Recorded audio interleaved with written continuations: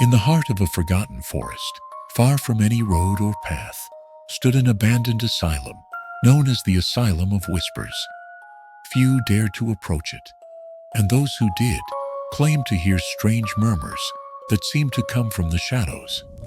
Legends spoke of the asylum as a place that once housed the most disturbed minds. But among all the patients, one stood out: Emily Grayson. Emily had been admitted as a child, and by the time the asylum closed its doors, she was an adult, fully consumed by madness. It was said that Emily spoke to someone only she could see. Doctors and nurses tried to decipher her cryptic mentions of the whispers, but no one could understand her. After the asylum shut down, the building was abandoned, eventually becoming a forbidden and feared place for the nearby villagers. Years later, a group of curious teenagers heard the story, and seeking thrills, decided to venture into the asylum one night. Emma, Thomas, Sergio, and Carla wanted to prove their bravery. It was a kind of game to them. They arrived at the asylum's entrance, and as they crossed the rusted gate, the air grew cold and heavy. Though all of them were nervous, their pride wouldn't let them turn back. They entered the building, wandering through dusty, moldy hallways.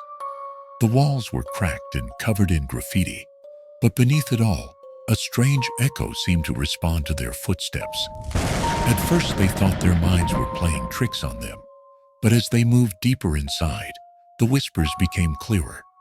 They sounded like soft, unintelligible voices, dragging out words as if something or someone was watching them from the shadows. Each room they passed through grew darker than the last. They found the therapy room, where a chalkboard hung on the wall, covered in scribbles that seemed to be names, some of them violently crossed out, tearing through the paper beneath.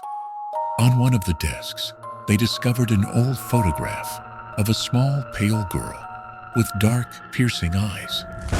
Carla picked it up, feeling a shiver run down her spine. Turning it over, she found a name written in trembling letters: Emily.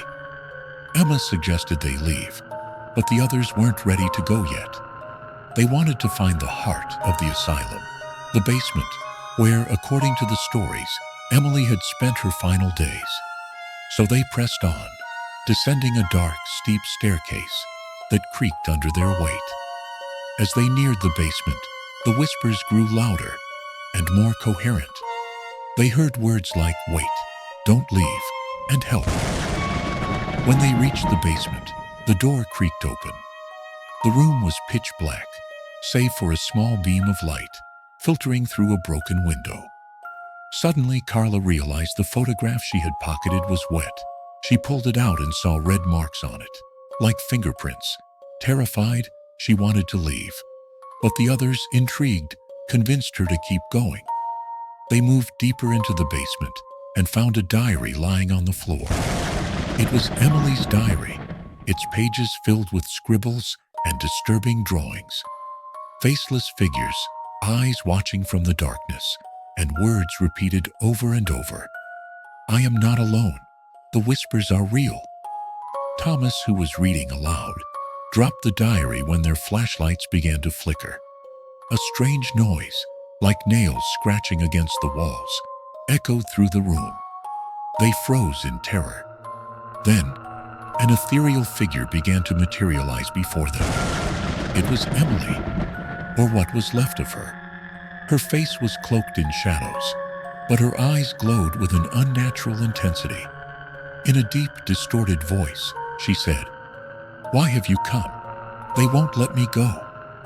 Suddenly, the shadows in the room seemed to come alive, stretching out like arms toward the teenagers.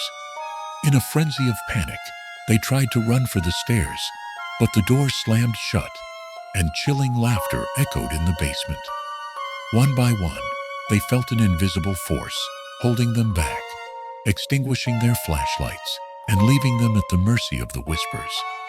Emma was the last to feel the shadows closing around her, and in her final moment, she heard Emily's voice whisper in her ear, "Now, you will hear the whispers too."